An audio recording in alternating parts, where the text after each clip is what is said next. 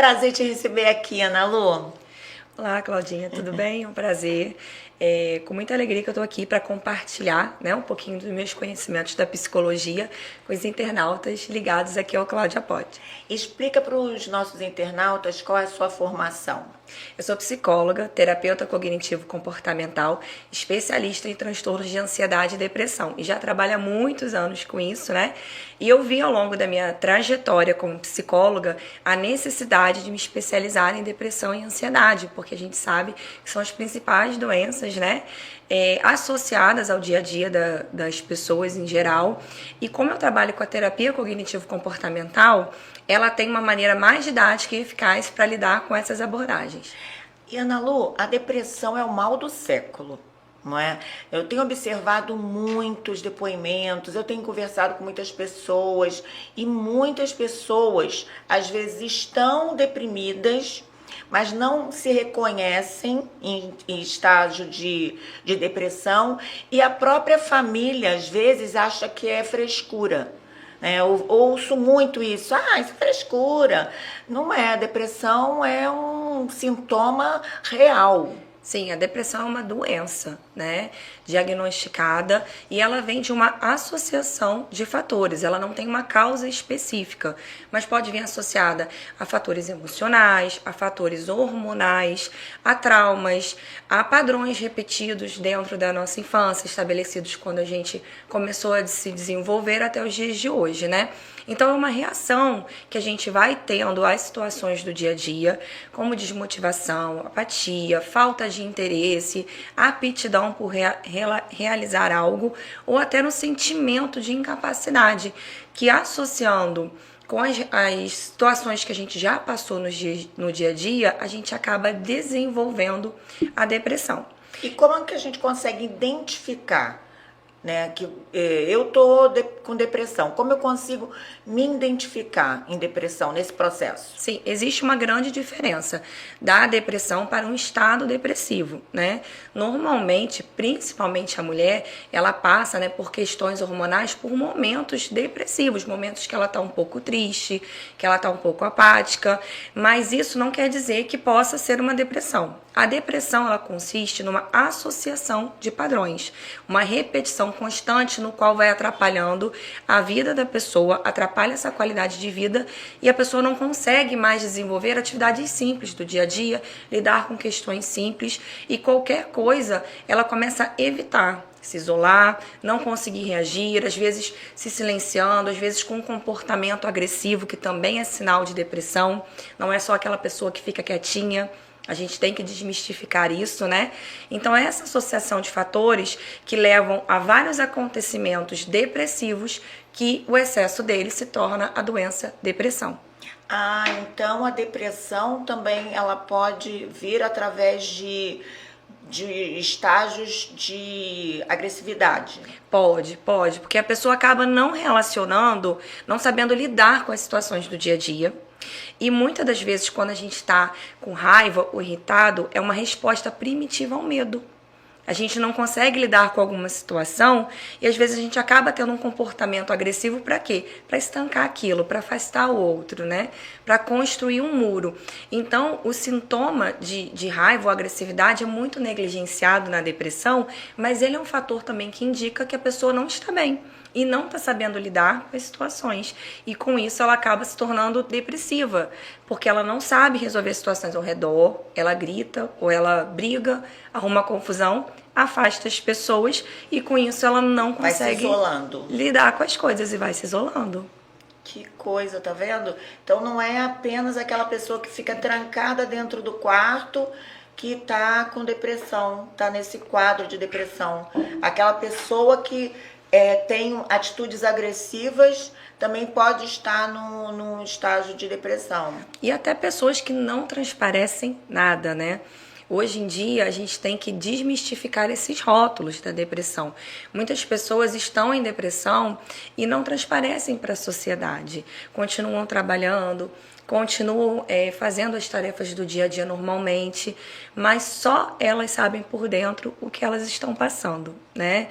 Então, hoje, como é aquela história que as pessoas falam que o bandido não tem cara, né? Aham. A depressão também não tem uma cara. Não é porque a pessoa tá sem maquiagem, né? A mulher, ou tá se descuidando que ela está em depressão. Isso sim pode ser um indício, mas muitas mulheres estão aí se mantendo como super heroínas e por dentro sofrendo a depressão, né? Nas suas mazelas e não conseguindo nem pedir ajuda, que é a principal dificuldade da depressão, pra gente sanar a depressão, né? É comunicar, é procurar uma ajuda, né? Mas será que essa mulher sabe que ela tá em depressão? Como que ela vai imaginar? Ela tá triste, ela pode estar passando por um problema hormonal ou vai além desse problema hormonal? Como ela vai identificar isso? O gatilho, que eu falo que é muito importante para a gente ter essa virada de identificação, é trabalhar com a identificação nossa do autocuidado. Diariamente, como que você tem lidado com as situações do dia a dia? Se você tem perdido a paciência, perdido o prazer de estar realizando suas tarefas, está tendo cansaço excessivo, irritabilidade excessiva, intolerância às situações, né, de convívio social, afastamento, se sentindo desnecessária, aquela questão assim, não quero falar, não quero discutir, não quero mais dizer nada, né? O tal da mulher silenciada é um problema, né? Então, quando você começa a identificar isso, já é um gatilho para você procurar ajuda. Ou conversar com alguém, né? Procurar um médico, um especialista, um psicólogo, um profissional da área da saúde mental, para que você possa identificar. Mas é muito mais comum que as pessoas ao redor observem e comecem a pontuar. Uma amiga, um parente, um familiar que mora dentro de casa, às vezes acaba identificando muito antes do que a própria pessoa, né? Sim.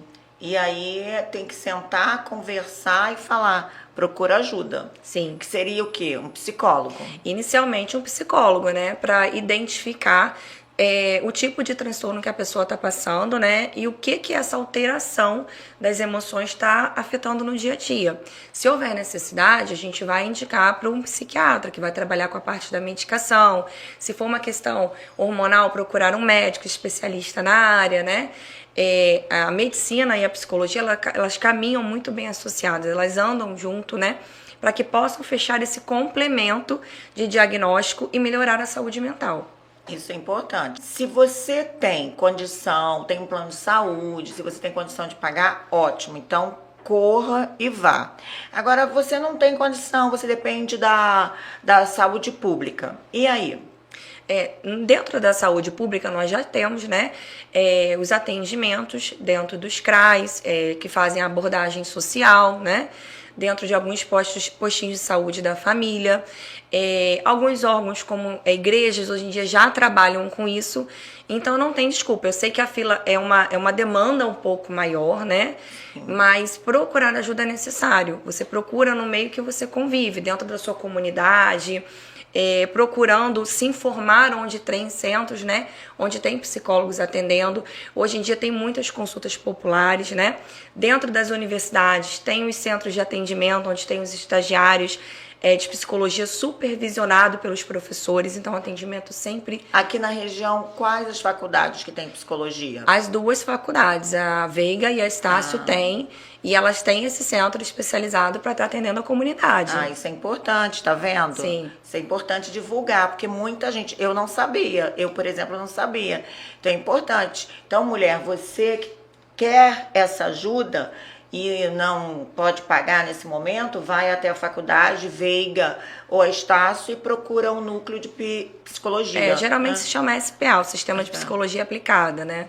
É super importante. E a gente vê que o poder público, de uma maneira geral, ele não dá a devida importância à saúde mental.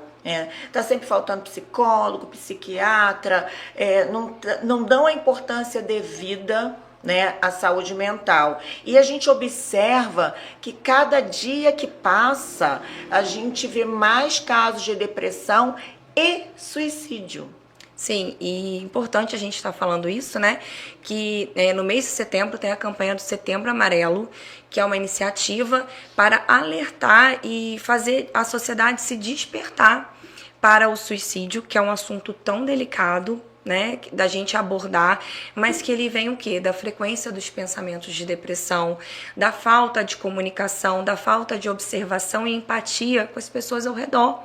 Muitas das vezes a gente está com um colega de trabalho, um vizinho, alguém que está passando por uma situação e por não ter esse conhecimento amplo da saúde mental, não sabe aonde indicar, não sabe como falar, né? E até por esse histórico de que depressão é frescura, de que depressão é falta do que fazer e não é associada, a pessoa perde a aptidão de fazer. Quantos profissionais excelentes acabam deixando o trabalho, evadindo o trabalho, por não conseguirem mais ter condições de estar naquele ambiente devido às condições emocionais, né? Exatamente. Então, essa conscientização do Setembro Amarelo já é uma medida pública, né, de alertar a sociedade, trazendo essa importância para a saúde mental. E dentro dos órgãos, né, governamentais, a gente tem dentro da assistência social bastante profissionais da psicologia.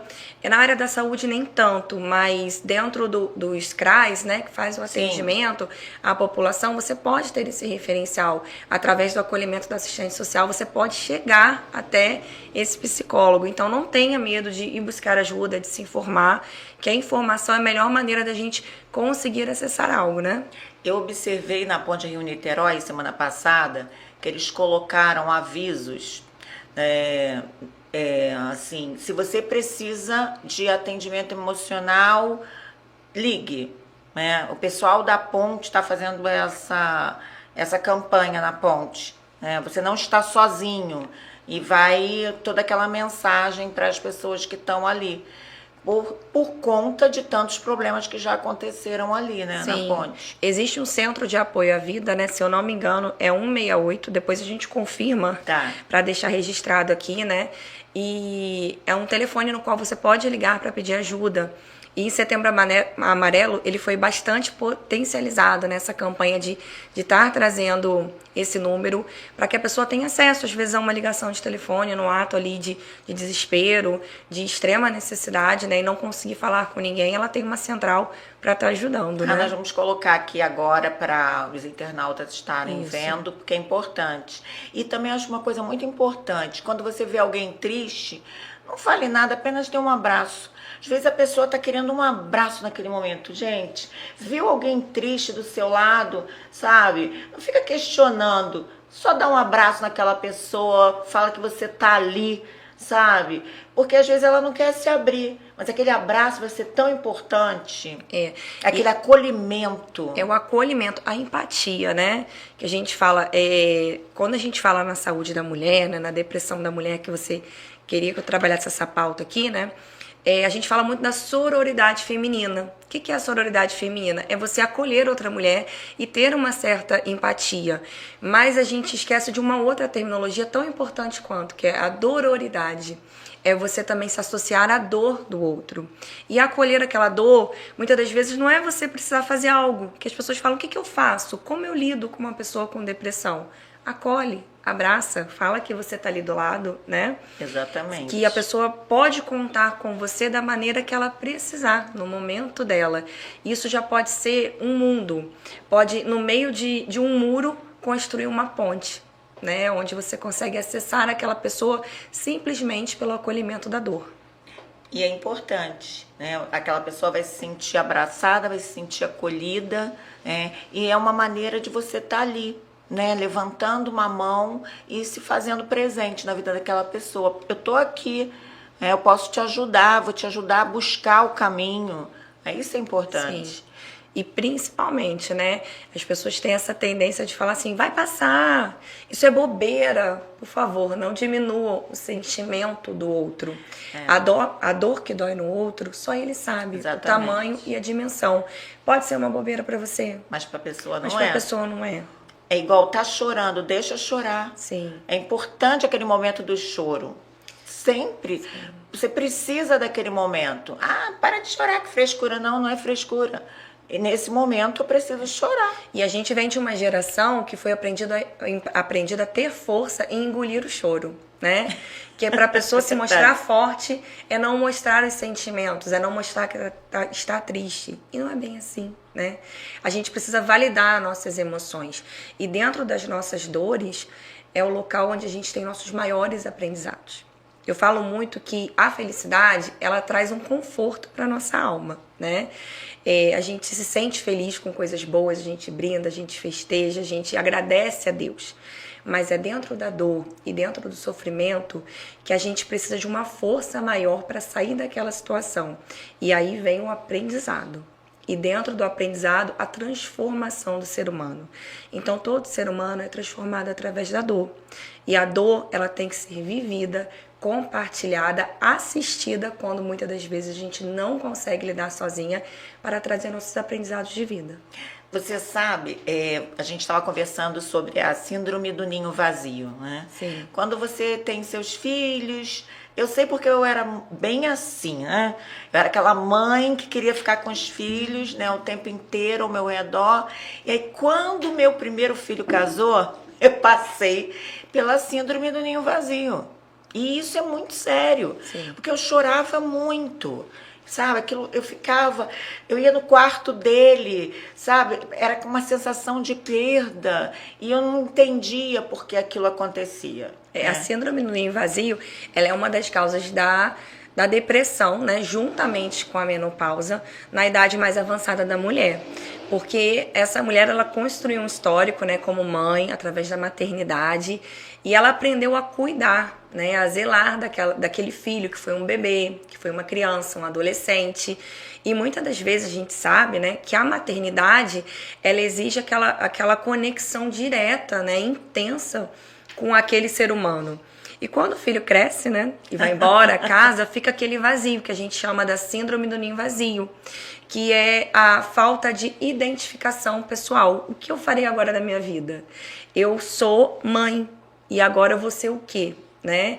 É a mudança do papel, é lembrar que além de mãe, você é mulher. Sim. Né? Que além de mãe, você é esposa, que além de mãe, você é profissional, que além de mãe, você tem as suas vontades. Mas muitas das vezes, dentro da síndrome do ninho vazio, a mãe, ela perde essa identidade das outras personalidades e se foca muito como mãe. E quando o filho vai embora, ela perde a identidade dela.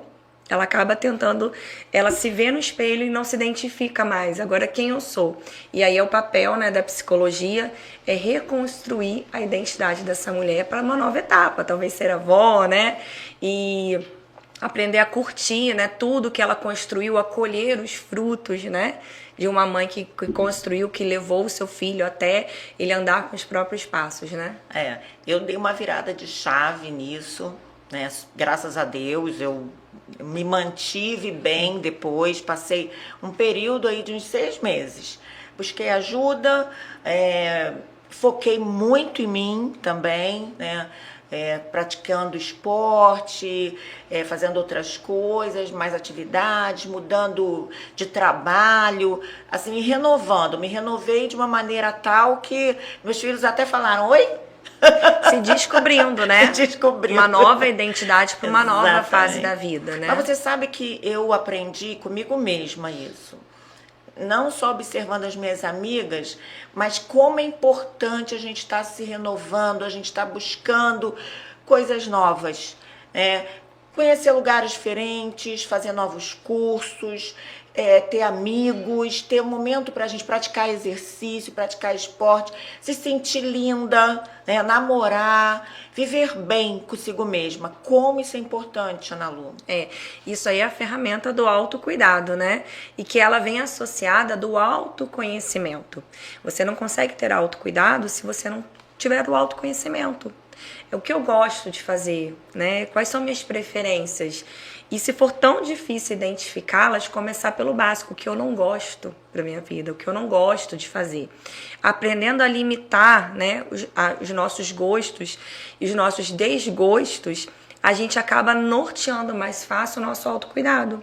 A gente sabe como selecionar situações, pessoas, ambientes E o autocuidado, ele vem com micropassos diários. Todos os dias você dando um olhar, né, saindo do automático e olhando para como você se sente, o que você gosta de comer, como você gosta de se posicionar em uma situação, você vai trazendo qualidade para o seu dia a dia, saindo do modo automático, que é um perigo, que viver no automático faz com que a gente um dia acorde e fale o que eu fiz com a minha vida. Exatamente. Né?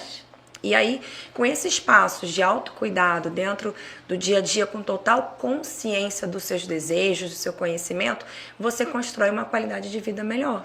Eu gosto muito de me desafiar, de vencer os meus medos. Eu gosto muito. Às vezes, assim, um exemplo, uma montanha-russa. Eu sei que eu vou, meu coração vai disparar, que a minha perna vai tremer, mas eu entro no carrinho e vou.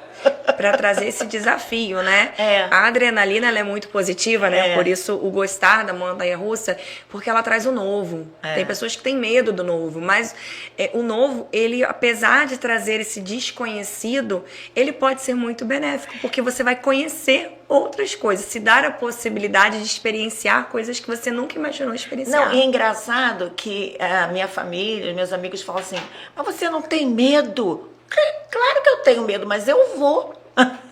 Eu vou desafiar o meu medo. E o medo tá aí para isso, pra gente enfrentar. Exatamente, né? Tem que enfrentar sempre. Sim.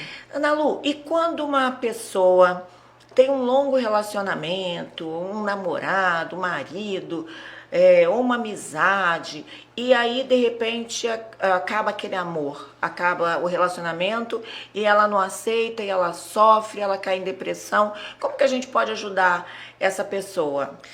Principalmente as mulheres. Nós mulheres somos mais emotivas. Então quando o relacionamento acaba, a gente acaba sofrendo muito. Né? Justamente por idealizar toda uma vida, vou viver a vida inteira com aquela pessoa, o nosso namoro é perfeito, vou casar. Como que a gente pode fazer para ajudar essa pessoa? A gente vem de uma estruturação social, né, de que a mulher veio para cuidar da casa, do lar, do marido, né? Isso foi construído desde as nossas brincadeiras de infância, né? Os meninos brincam de carrinho, as meninas brincavam de boneca, de cuidar, de ser mãe. Então é muito natural a mulher idealizar toda essa estrutura de vida, né, e principalmente no relacionamento. O que acontece quando relacionamentos não dão certo, né, ou acabam tendo um fracasso por algum motivo, é que muitas das vezes as mulheres que após um relacionamento entram em depressão, elas estão dentro de um padrão de carência, né, emocional, no qual elas se anularam completamente para viver aquela relação. E aí quando a pessoa vai embora, ela acaba, da mesma maneira do ninho vazio, não se identificando. E agora, o que eu farei da minha vida? Como vai ser? Porque a pessoa só idealizou a vida ao lado daquele parceiro. Exatamente. Então, por isso que é muito importante a mulher, ela trabalhar todos os papéis dela associados à vida, né? Lembrar que além de namorada, você é mulher, é mãe, é filha, é profissional. Então, quando você consegue setorizar as áreas da sua vida e dar um pouquinho de atenção para cada uma, nenhuma vai ficar em desvantagem ou em excesso, né? E aí dói menos quando algo se rompe. O certo é dosar tudo da melhor maneira possível, né? Tudo tem que ser bem dividido. E quando a gente coloca toda a energia numa coisa só, a gente corre um grande risco de que quando perde, a gente não saber o que fazer, né? Por isso que a construção do nosso autoconhecimento tem que ter todas as nossas identidades como mulher, né? E o luto, Ana Lu? O luto é uma das principais causas, né, da depressão, que a pessoa não consegue lidar, né? A gente não está acostumado a lidar com o sofrimento. Nós não fomos instintivamente criados para lidar com perdas, com danos.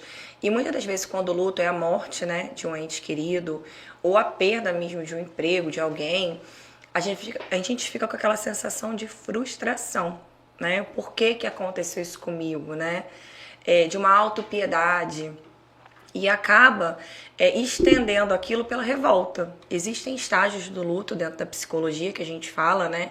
Que é a negação, a falta de aceitação e a revolta. E dependendo do tempo que você fica em cada um desses estágios, você demora mais a vivenciar o processo do luto.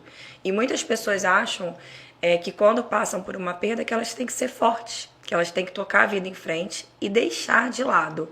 Só que todo luto ele precisa ser vivenciado. O luto não vivenciado ele se torna um transtorno, uma depressão, uma síndrome do pânico. Então a gente precisa aprender a acolher a nossa dor, abraçar a nossa dor e vivê-la. Não fingir que não tem nada acontecendo. Porque esse estigma de fortaleza é fingir que não tem nada acontecendo já caiu por terra há muito tempo. Exatamente. A gente tem que abraçar nossas emoções, as nossas dores e entender que a vida é sim feita de momentos bons e ruins. E nos ruins, como eu falei, né, que são nossos maiores aprendizados, aprender a acolher para que passe. E vivendo o luto, você consegue sair dele mais rápido.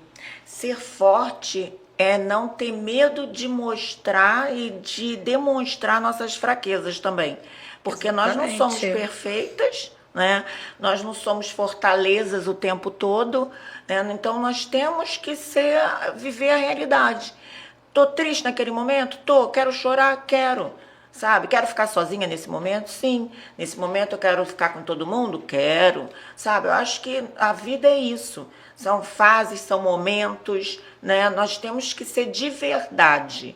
Não adianta você querer mostrar para você, que eu acho que antes de você tá passando para uma sociedade, tá passando para as pessoas que convivem com você, uma mentira, o pior é você mentir para você mesma, né? Sim. Eu falo que ser forte é ter a coragem de ser imperfeito. A gente tem que ter essa coragem de se mostrar imperfeito, porque essa busca incessante pela perfeição acaba trazendo muita comparação e muito transtorno hoje em dia. Os pacientes que chegam muito no meu consultório, né, no atendimento, eles vêm muito com essa questão de múltiplas tarefas e da perfeição, de quererem dar conta de tudo. E está gerando uma sociedade adoecida, porque ninguém está dando conta de fazer um mundo de coisas. E a cobrança, né, externa, ela é muito atuante ao tempo inteiro, principalmente nós mulheres. Nós temos que estar sempre bonitas, malhadas, bem vestidas, bem penteadas. Temos que estar sempre com aquela imagem perfeita, que é aquela imagem capa de revista, aquela capa de Instagram, né, as blogueirinhas. E, na verdade, a realidade das mulheres não é essa. Não é o dia a dia, não é o nosso dia a dia. Então a gente acaba sendo cobrado o tempo inteiro e se cobrando também. Aí você vê mulheres fazendo dietas absurdas, indo para esses consultórios desses curiosos, fazendo incisões cirúrgicas que não poderiam jamais serem feitas em consultórios, que são feitas até por pessoas que não são da área de medicina. Então, assim, essa cobrança acaba criando todo um transtorno. É a rotulação, né, da imagem da mulher, da perfeição, da Mulher Maravilha, que tem que dar conta de tudo, até para romper com esse padrão. A gente sabe que a sociedade tem um padrão masculino e machista, né, onde a mulher teve que lutar pelo seu espaço. E essa luta excessiva pelo espaço, que veio das gerações passadas, né, trouxe hoje uma certa autonomia, mas também trouxe uma certa necessidade de cobrança excessiva de continuar aquilo, pensando que vai perder aquele espaço dentro da sociedade, né? Hoje ainda tem lutas muito desiguais do direito da mulher e do homem, temos, mas a mulher já tem bastante espaço e voz, que ela consiga dentro do sentir dela, transparecer a sua voz, dentro da profissão dela, passar, né, a sua identidade, mas também lembrar que é humana, lembrar da dor, lembrar que ela pode ter pausas, que é necessário pausas, que não precisa ser perfeita para transparecer esse papel de que você é uma boa pessoa, uma boa profissional, uma boa mãe.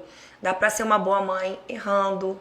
E a gente sabe disso, que a maternidade é erros e acertos. Nossa, a total. construção profissional é isso. É você se desenvolver, capacitar, errar, mudar às vezes de profissão, de jornada, né? Dentro de relacionamentos é uma evolução constante de saber lidar com o outro, com as nossas emoções, do que projetamos no outro. Então ninguém está perto da perfeição, né? A gente não chega nem próximo a atingir essa perfeição. Então para que essa busca de uma estrutura, né, de um rótulo que acaba adoecendo a pessoa por dentro, né? Exatamente. Então, mulher, pare de se cobrar tanto. Você não é perfeita, nunca será. Nós não somos. Nós somos um conjunto de acertos, de erros, de alegrias, de tristezas, de perfeição e imperfeição. Então, tenta viver bem com você, né? Viver de bem com você mesma. Porque quando a gente vive de bem com a gente vive de bem com todos. Sem essa obrigação de ter que se mostrar ou agradar as pessoas o tempo todo, né? Por isso que eu refriso da ferramenta do autoconhecimento. Quando a gente se conhece, a gente estabelece limites, né? Isso eu não gosto, até ali o outro pode ir, né? É o poder do não. Como é bom dizer não. Sim. Libertador, Libertador. E necessário nos dias de hoje para estabelecer limites. Eu aprendi, Né? eu não sabia dizer não. Olha, eu não sabia dizer não. Às vezes eu fazia algumas coisas para não ter que dizer não para a pessoa, sabe, que me pedia, ou para uma determinada situação. E aí quando você começa a dizer não, como é libertador, não, não posso, não, não quero, não, não vou. Não é? Eu tenho alguns posts no meu Instagram, né, que eu dou umas dicas, assim, da psicologia, sempre dentro do meu material que eu produzo, né? E um dos posts que eu fiz é aprenda a dizer não. Porque as pessoas têm dificuldade, elas pensam que o não pode ser uma frustração muito grande para o outro. E existem maneiras simples. Hoje eu não posso, hoje eu não estou disponível, eu não gosto disso, isso não me faz bem, é melhor não. Em outro momento, agora não é o momento adequado. São formas mais sutis para a gente aprender a construção do não. Porque o não vem dos nossos limites. Epa, isso eu não gosto. Você já identifica ali com aquele gatilho, mas existe um muro entre você não gostar e você dizer, né? Verdade. Então, assim, como que eu vou falar que eu não gosto agora? Como eu vou falar que eu não quero? De maneiras mais delicadas, né? Sim. Mas é tudo com muita educação, Sim. sempre. E aí você vai aprendendo a ser bem prática. Chega um momento, vamos a tal lugar? Não, por quê? Porque eu não gosto. E simples, né? Muita coisa. E libertador. E libertador, gente. Muita coisa. E o sono? A gente sabe que muitas mulheres dormem pouco, porque acabam dando pouco valor a esse descanso noturno. Fala um pouco sobre a importância do sono na nossa vida. O sono, ele é 70% regulador do nosso emocional. A gente tendo uma noite de sono mal dormida, ela vai interferir totalmente no nosso humor e na nossa rotina. Né? Sem contar os médicos especialistas aí que podem levantar a questão hormonal, né? Que vai desregulando, aumentando o nível de cortisol, hormônio de estresse, que não é minha área, mas a gente entende um pouco disso, né? Então, os especialistas, tanto médicos quanto psicólogos, já identificaram que o sono ele traz 70% de regulação do humor. E como é importante uma noite de sono para trabalhar coisas, né? Todas as outras questões, inclusive até perda de peso, ganho de peso, as pessoas falam que dormir bem, né? O estresse, a memória. E a mulher, ela negligencia muito isso. Por a questão de querer dar conta de tudo, né? Exatamente. Eu fui a uma reunião essa semana de mulheres, né? Para fazer uma capacitação sobre liderança feminina. E lá estava se levantando essas questões de que algumas mulheres falam, não, mas eu estou me capacitando, eu estou fazendo um curso e meu marido está me ajudando, ele está me ajudando a dar conta, ele fica com as crianças para mim. E aí quando eu chego em casa, eu só faço a janta, eu ponho as crianças para dormir, eu organizo tudo, ponho roupa para lavar e depois eu vou dormir. Isso não é ajudar, gente. Isso não é cooperação, né? A gente tem essa tendência de achar que dá conta de tudo que é normal. Após um dia cansativo de expediente, você ainda fazer 1000 coisas. Mas aí pode falar assim, mas Ana Lu, eu preciso fazer isso. Eu sei que muitas mulheres precisam, mas a gente precisa selecionar nossas prioridades. Não dá para precisar fazer tudo e ter urgência de tudo.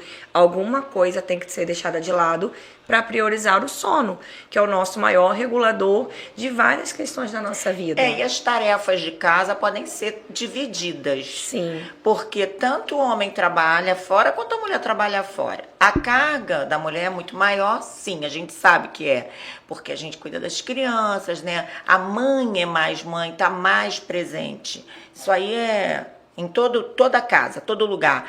Mas as tarefas, a louça, a roupa, essas coisas, arrumar uma casa, uma cama, isso, maridão, você pode dividir. Pode dividir com a mulher, né? Então, E você a mulher trabalha, ela pode trabalha. cobrar isso, né? Exatamente, tem que cobrar. E quando eu falo cobrança, não precisa ser uma briga, uma discussão no lar, Não. mas um posicionamento. Fala com carinho, Né? Maridinho, me Eu ajuda preciso aqui. da sua cooperação, né? Exatamente. Eu preciso que você me ajude, porque eu tô muito cansada, né? Porque antigamente a mulher ficava só em casa. Hoje em dia ela já disputa o mesmo mercado de trabalho que o homem. E até a mulher que fica só em casa, é exaustivo aquele trabalho 24 horas, porque ela não tira pausa, né? Exatamente. No trabalho você vai pra casa e dorme. E aquela mulher que tá cuidando do lar é 24 horas. Ela não tira assim, agora eu parei o serviço de dona de casa e vou parar por aqui. Não acontece isso, Não né? acontece. E até um serviço mais intenso, né? Trabalha o tempo O inteiro. tempo inteiro. É verdade. Então a gente não pode negligenciar isso. Porque não tá trabalhando fora que não é importante. Todo o trabalho onde você dedica tempo e atenção é importante e deve ter cooperação. Exatamente. Dentro do nosso trabalho a gente não faz nada sozinho, né? Não tem como. Então por que dentro de casa a gente não vai pedir isso de alguma forma, né? Sempre. É. Ana Lu, você pode mais o quê? O que a Ana Lu pode mais? Quero saber. Ana Lu, eu acho que a Ana Lu pode mais crescer, se desenvolver, evoluir e buscar sempre ser sua melhor versão. Não só a Ana Lu, mas todas as mulheres. Que eu acho que é o desejo de cada uma de nós, sermos nossa melhor versão. E é o que eu busco continuamente dentro da minha profissão e trazer o meu conteúdo, né, tudo que eu estudo, tudo que eu me capacito, compartilhar para as outras pessoas, é deixar um pedacinho de mim nos outros. Isso me faz ser única, apesar de ser coletiva, né? Você é única. Obrigada, Ana Lu, por você ter vindo. Apareça sempre, viu? Esse espaço aqui está aberto para você. Obrigada pelo convite, obrigada a todos vocês. Podem deixar as perguntas de vocês que eu vou respondendo, né? Dando um jeitinho de trazer as respostas aqui para a Cláudia. Então, todo mundo que tiver alguma dúvida sobre essa temática tão importante que é a depressão na mulher, pode estar mandando as perguntas de vocês, tá bom? E obrigada, foi um prazer estar aqui. Ai, foi ótimo, amei. Poder compartilhar um pouquinho do meu conhecimento. Amei.